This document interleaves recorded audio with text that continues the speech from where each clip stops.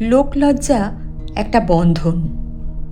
আমি হয়তো একটা ভালো কাজ করতে যাচ্ছি, আমার বিবেক বলছে এটা করা উচিত, অথচ লোকে কি বলবে বা ভাববে, অর্থাৎ লোক লজ্জার জন্যে সেটা করতে পারছি না।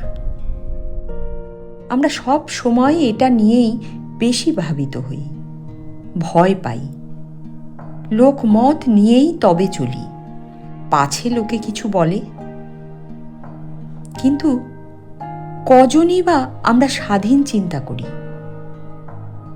লোক অনুবর্তনম, সর্বদাই লোককে খুশি করবার চেষ্টা।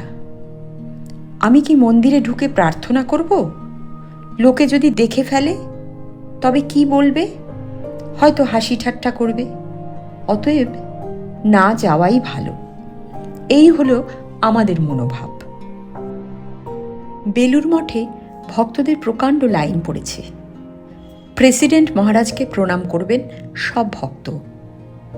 তাই দেখে একজন বৃদ্ধ অপরজনকে বলছেন, এই যে দেখেছো, এখানে ঘন্টার পর ঘন্টা সব লাইন দিয়ে দাঁড়িয়ে আছে, এরা সব বোকার দল।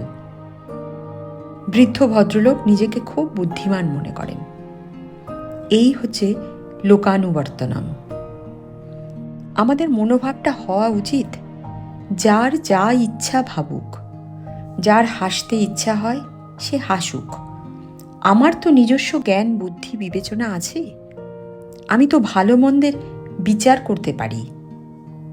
আমি অবশ্যই আমার যা মনে হবে তাই করব। কাজেই অন্যের কথার বশবর্তী না হয়ে আমি অবশ্যই মন্দিরে যাব, ঘন্টার পর ঘন্টা দর্শনের জন্য অপেক্ষা করব, প্রণাম করব, ধ্যান করব।